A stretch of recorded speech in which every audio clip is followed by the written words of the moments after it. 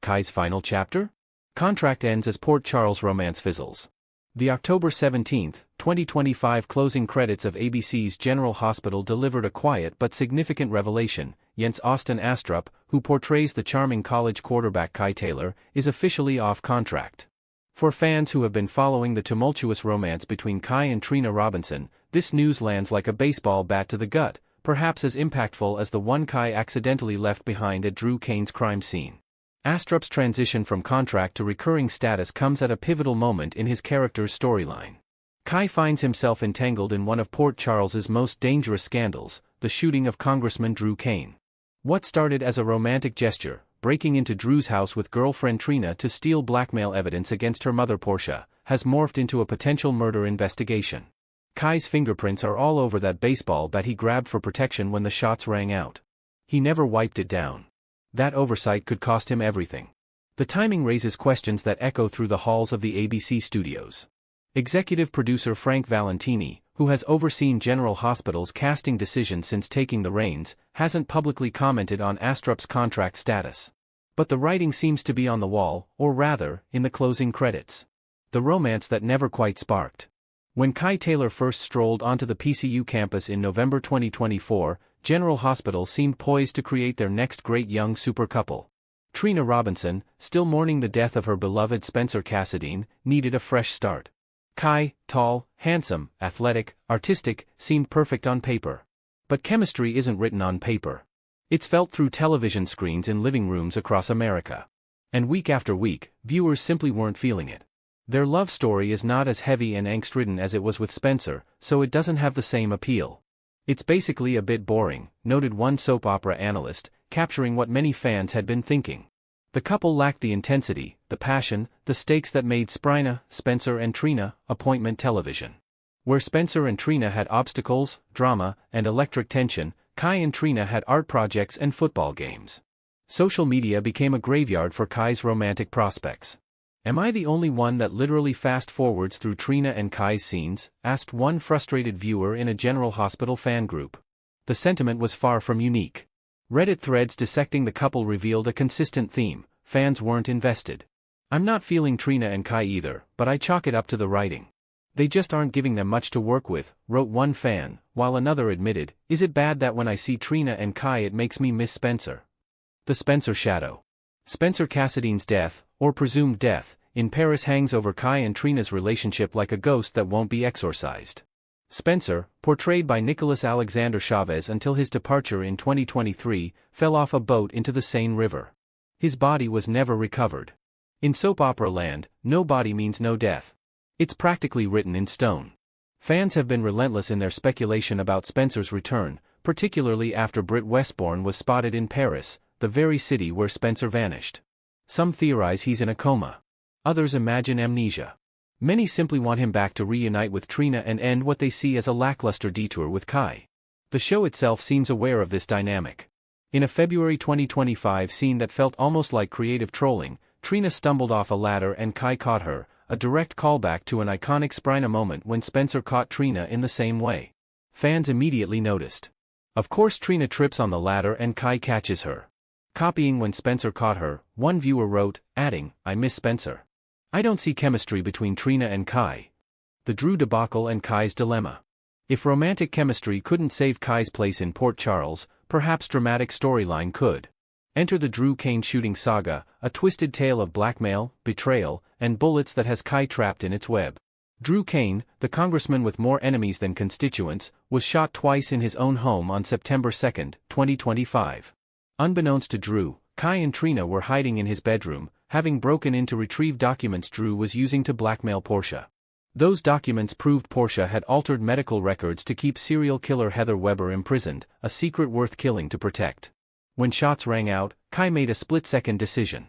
He grabbed a baseball bat and ventured into the living room, finding Drew bleeding on the floor. Instead of calling for help, Kai prioritized getting Trina to safety and destroying the blackmail evidence. It was a bold move that demonstrated his loyalty to Trina's family. It was also potentially criminal. Now Detective Harrison Chase and the Port Charles Police Department are investigating, and the suspect list reads like a Port Charles phone book.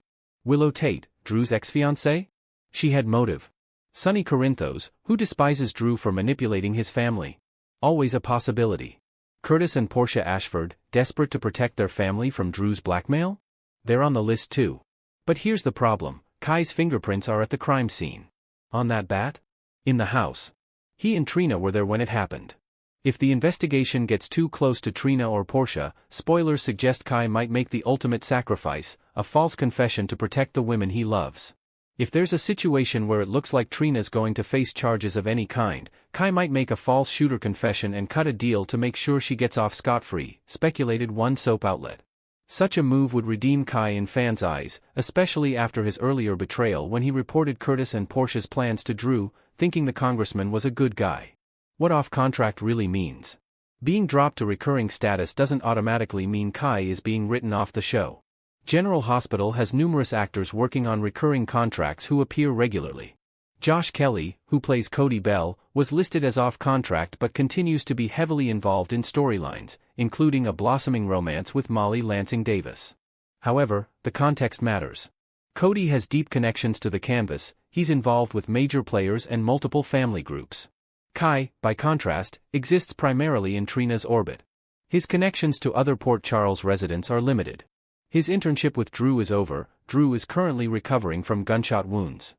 His football career was sidelined by an injury that required surgery Drew mysteriously paid for, creating a debt that drove much of Kai's storyline. Without a contract, Kai can appear sporadically, but the show isn't obligated to give him substantial screen time or storyline. For a character who already struggles to connect with viewers, recurring status often becomes a slow fade to oblivion. The spoilers for late October 2025 show Kai apologizing to Curtis on October 21st, suggesting an attempt to repair his relationship with Trina's father. But beyond that, Kai's future appearances seem uncertain. He's caught in a classic soap opera bind, not important enough to kill off dramatically, not popular enough to keep around indefinitely. The Valentini factor. Frank Valentini has been executive producer of General Hospital since 2012, overseeing countless casting decisions. He's known for both his loyalty to actors and his willingness to make tough calls when storylines aren't working. When Chad Duell decided to leave his role as Michael Corinthos earlier in 2025, Valentini released a gracious statement, "I have loved working with Chad over the years and wish him nothing but the best." No such statement has come regarding Astrup's contract status. The silence speaks volumes. Valentini has also faced criticism from fans who want changes at the top. When Kelly Monaco was fired and her character Sam McCall killed off, viewers launched campaigns demanding Valentini's removal. The executive producer operates in a pressure cooker environment where every casting decision is scrutinized, every storyline dissected, every rating fluctuation analyzed. In this context, moving an actor from contract to recurring because their storyline isn't resonating isn't cruel, it's pragmatic. Soap operas survive by giving audiences what they want. And audiences have made it abundantly clear, they don't want Kai and Trina. The path forward. So where does this leave Kai Taylor and Austin Astrup? Several scenarios seem possible as autumn 2025 unfolds in Port Charles. The sacrifice play, Kai could confess to shooting Drew to protect Trina and Portia, leading to his arrest and exit from the show. This would give his character a heroic ending and clear the canvas for Trina's eventual reunion with Spencer, should Nicholas Alexander Chavez return or the role be recast. The slow fade, Kai could drift to the periphery, appearing occasionally in Trina's orbit but without substantial storyline. This is the fate of many recurring characters, present but not prominent, available but not active. The redemption arc, less likely given the contract situation, but Kai could somehow prove his innocence in Drew's shooting and win back both Trina and the audience. This would require significant writing effort and screen time, resources the show may not want to invest in a character struggling to connect with viewers. The recast twist, in soap opera's most meta move, Kai could exit just as a recast Spencer returns, making explicit what fans have known all along, Trina's heart belongs to a Cassadine, not a quarterback. Beyond the character. For Austin Astrup, the 25-year-old actor who brought Kai to life, this contract situation represents both an ending and potentially a beginning. A Vassar graduate who appeared in the Gossip Girl reboot and starred in Cyrano de Bergerac at Pasadena Playhouse, Astrup has talent beyond General Hospital. In interviews, Astrup has shown depth and thoughtfulness, particularly when discussing his difficult family history. In an emotional conversation on Maurice Benard's mental health series State of Mind, Astrup revealed that his father died by suicide when he was just 15 years old. His openness about mental health, family struggle, and resilience demonstrated the kind of authenticity that could serve him well in future roles. This show has been running for so long, and Port Charles has existed for all those years, Astrup said when reflecting on joining General Hospital. This is a different kind of gig, where I'm jumping onto a wheel that's already going. He understood the challenge. He gave it his best effort. Sometimes in soap operas, as in life, the wheel keeps turning regardless. The Trina question. Perhaps the most interesting aspect of Kai's likely exit is what it reveals about Trina Robinson as a character. Tabyana Ali, who has portrayed Trina since 2022, has been caught in an impossible situation. The writing has diminished her character since Spencer's death. Where she once had agency, complexity, and fire, recent storylines have reduced her to the girlfriend, first pining for Spencer, then dating Kai, now potentially caught up in Kai's legal troubles. The character is just beyond boring, and the best the writers can do is make stories about school group projects and football, complained one frustrated fan. Another wrote, I really hope they create a unique storyline for Trina. Ali is a capable actress, the problem isn't her performance but the material she's been given. Pairing her with a character audiences weren't invested in hamstrung both actors. When Kai exits, perhaps Trina can finally have storylines that don't revolve around which young man she's dating. Or perhaps the show will bring back Spencer and give Sprina fans the reunion they've been demanding since 2023. The business of soap opera. Ultimately, Austin Astrup's transition to recurring status reflects the harsh economics of daytime television. General Hospital, despite winning multiple Daytime Emmy Awards in 2025, operates in a shrinking industry. Budgets are tight. Every contract spot must be justified. Every character must earn their place on the canvas.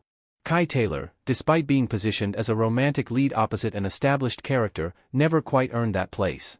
The writing didn't give him compelling enough storylines. The romance didn't generate fan investment. The character existed in isolation, without the deep family connections that make soap characters indispensable. Casting director Mark Teschner, who has been with General Hospital since 1991 and is renowned for his ability to match actors perfectly to roles, can't win them all. Sometimes an actor who seems right on paper doesn't translate to screen magic. Sometimes a character introduced with great fanfare fizzles instead of sizzles. The final frame. As October 2025 winds down, Kai Taylor stands at a crossroads. The baseball bat with his fingerprints sits in an evidence locker. Drew Kane recovers from his wounds while plotting his next manipulation. Trina watches her boyfriend with wary eyes, perhaps sensing that their relationship, like Kai's contract, is already over in all but name. The October 17 closing credits told the story in black and white, Austin Astrup, no longer a contract player. In the world of General Hospital, where every credit line is parsed for meaning, where every casting change signals storyline shifts, this quiet notation speaks volumes. Kai Taylor may stick around for a few more episodes. He may even get his heroic sacrifice moment, confessing to a crime he didn't commit to save the woman he loves. But his days as a central character, as Trina's great love, as General Hospital's newest young romantic lead, those days ended the moment his name shifted position in those credits. Port Charles is a town where people rarely stay dead, just ask Spencer Cassadine. But they do fade away, replaced by the next character, the next story, the next actor trying to make their mark on a show that's been spinning its wheel for over 60 years. For Kai Taylor and Austin Astrup, the wheel is still turning, but they're no longer guaranteed a spot on the ride. And somewhere, Spencer Cassadine's ghost, or possibly his coma-ridden body, or his amnesia-stricken mind, waits in the wings, ready to reclaim his place in Trina's heart and in Port Charles's constantly evolving story. Because in the end, soap operas give audiences what they want. And what General Hospital's audience wants, clearly, isn't Kai. Next, we will dive deep into the explosive fallout rocking Port Charles as secrets shatter and forbidden passions ignite in ways that will leave fans breathless. The serene facade of Port Charles has been utterly demolished, transformed into a battlefield of shattered trusts and raw emotions, all sparked by Jason Morgan's reluctant confession to Carly Spencer about her daughter Josslyn Jack's covert involvement with the World Security Bureau. This revelation hits like a thunderbolt, unraveling the tightly woven lives of key players and setting off a chain reaction of confrontations that echo through the corridors of the Spencer home and beyond. Carly, ever the fierce protector, absorbs the news with a mix of disbelief and mounting fury, her mind racing back to the countless dangers she's shielded Joss from over the years, from mob entanglements to personal heartbreaks. Jason, burdened by his own history of espionage and loyalty conflicts, delivers the truth with a heavy heart, knowing it will fracture the bond between mother and daughter in irreparable ways, yet he sees no other path forward in a town where lies fester like open wounds. As the dust settles from this bombshell, the entire community buzzes with whispers of betrayal, with even peripheral figures like Sonny Corinthos catching wind and pondering how this WSB entanglement might drag his own operations into the crossfire. Poor Josslyn finds herself adrift in this storm, her world crumbling under the weight of exposure and isolation, desperately craving a source of solace amid the chaos that has engulfed her secret life as a WSB operative. Enter Vaughn, the enigmatic fellow agent whose path has crossed hers in the shadows of high-stakes missions, offering a lifeline of understanding that no one else in Port Charles could possibly provide. Vaughn, with his sharp instincts honed from years in the field and a quiet intensity that masks deeper vulnerabilities, steps into this void naturally, his presence a beacon for Joss as she grapples with the betrayal she feels from those closest to her.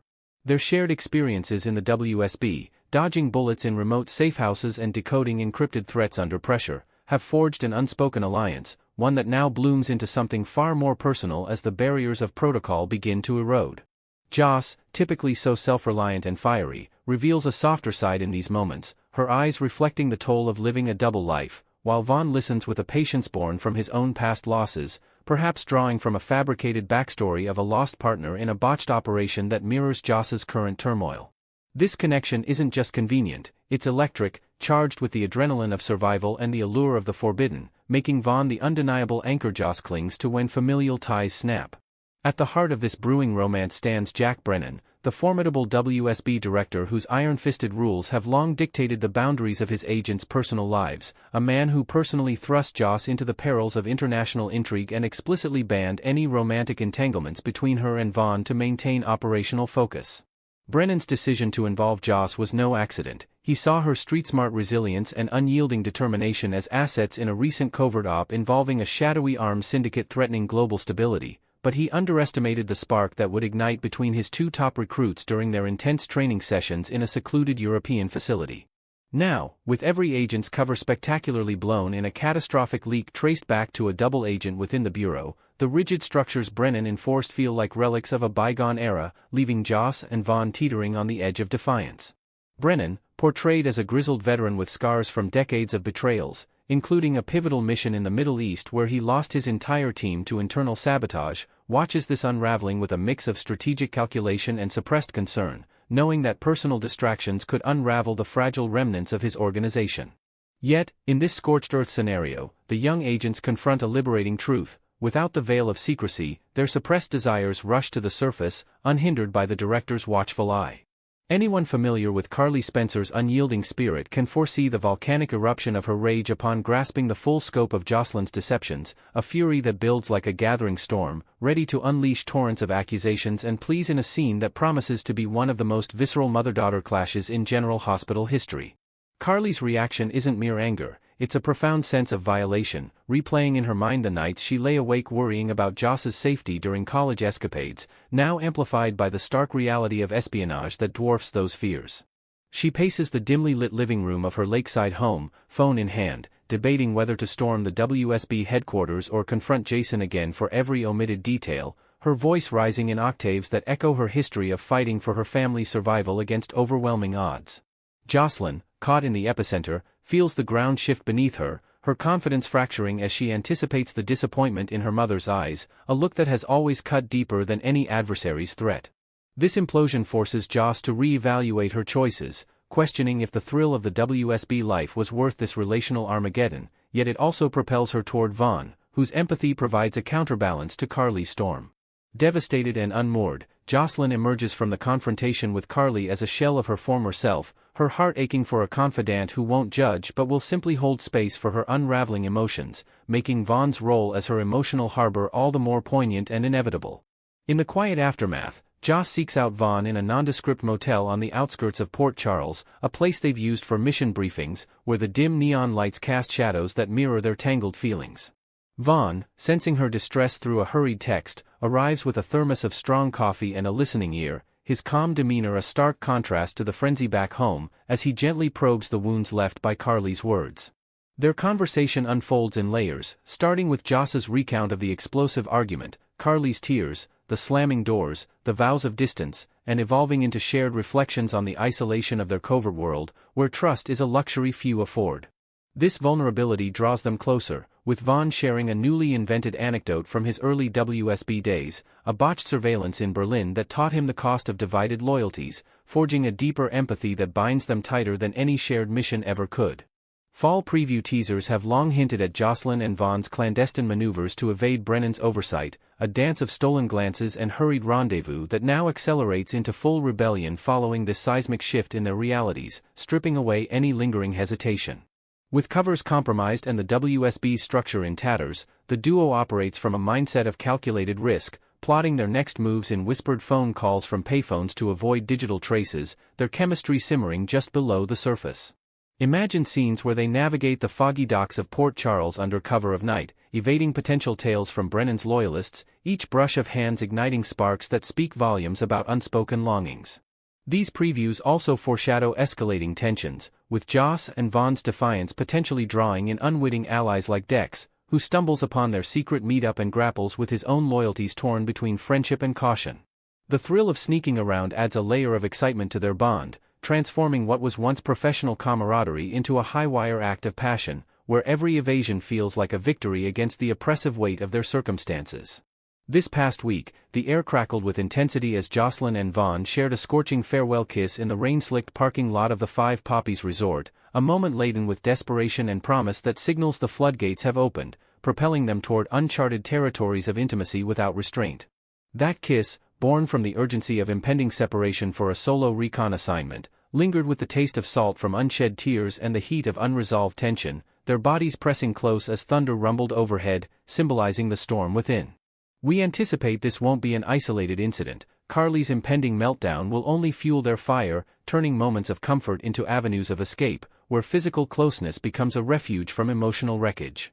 Picture follow-up encounters in hidden alcoves of the Metro Court, away from prying eyes, where their embraces grow bolder, weaving in elements of tenderness like Vaughn tracing the scar on Joss's arm from a recent field injury, reminding her of their shared resilience. Especially post-explosion with Carly, Joss will seek Vaughn's arms not just for solace but for reaffirmation, their connection evolving from sparks to a steady flame that threatens to consume the remnants of their disciplined lives. One potential resolution dangles tantalizingly close: Josslyn or Vaughn, or both, could sever ties with the WSB entirely, trading espionage for a semblance of normalcy in Port Charles, though their ingrained sense of duty and the adrenaline addiction of the job render this path improbably remote.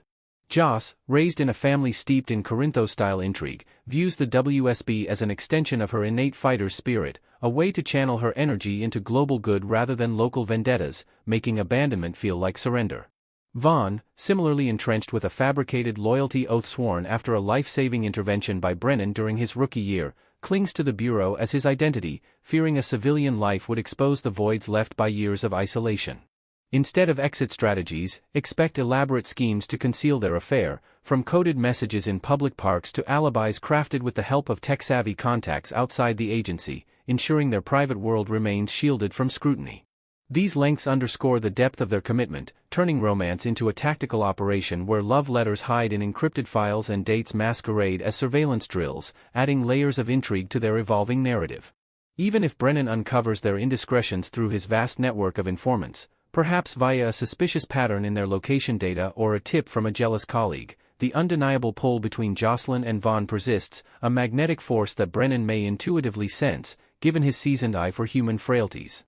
Jack, often depicted in boardroom standoffs with his piercing gaze dissecting motives, has noticed the subtle shifts in their dynamic during briefings, the prolonged eye contact, the synchronized breathing in tense moments, hints that predate their infamous resort escapade. On some subconscious level, he might even empathize, drawing from his own suppressed history, a whirlwind romance curtailed by Bureau rules during a Cold War-era assignment that left him hardened and alone, yet protocol demands he intervene to preserve unit cohesion. Whether he busts them in a dramatic confrontation at a safe house or allows subtle leeway amid the larger chaos, this awareness adds tension, positioning Brennan as both antagonist and reluctant mentor in their forbidden saga. Long before the sultry nights at Five Poppies Resort, where shared danger culminated in their passionate surrender, Joss and Vaughn had been inexorably drawn together, their attraction simmering in the mundane rhythms of WSB life, from late-night strategy sessions over lukewarm takeout to joint workouts in dimly lit gyms that left them breathless and aware. Flash back to their initial pairing on a low-level surveillance in New York, where Vaughn's quick thinking saved Joss from a tail, planting the seed of admiration that grew amid shared laughs over botched gadgets and quiet confessions about family pressures back home. That resort interlude, amid the opulent suites and ocean views, wasn't impulsive, it was the tipping point, where mutual peril stripped away pretenses, leading to a night of tangled sheets and whispered vulnerabilities that solidified their alliance.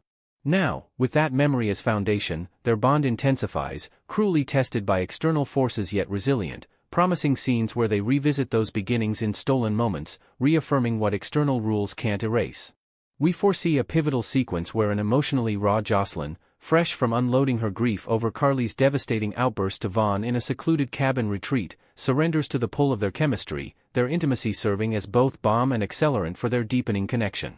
In this imagined encounter, Joss arrives disheveled from the drive, her voice breaking as she recounts Carly's hurled accusations of recklessness and abandonment, tears mingling with the patter of rain on the roof. Vaughn, ever the steady presence, envelopes her in an embrace that evolves seamlessly into fervent kisses, their bodies moving in sync as clothes fall away, each touch a declaration of unwavering support amid the ruins. This liaison won't just be physical, it'll weave emotional threads, with post-coital talks delving into dreams of a future beyond the WSB, perhaps starting a security firm together or simply escaping to a quiet life in the countryside, cementing a partnership that rivals any Port Charles power couple. Their growing bond, forged in fire, hints at long-term arcs where they challenge the status quo, potentially reforming WSB policies on personal relationships through their unyielding example. Josslyn's heavy reliance on Carly as her emotional compass, a dynamic rooted in years of navigating loss and triumph together, from the Metro Court explosion to Trina's trials, makes this rift profoundly disorienting, thrusting her into Vaughn's orbit as the sole figure who comprehends the dualities she lives.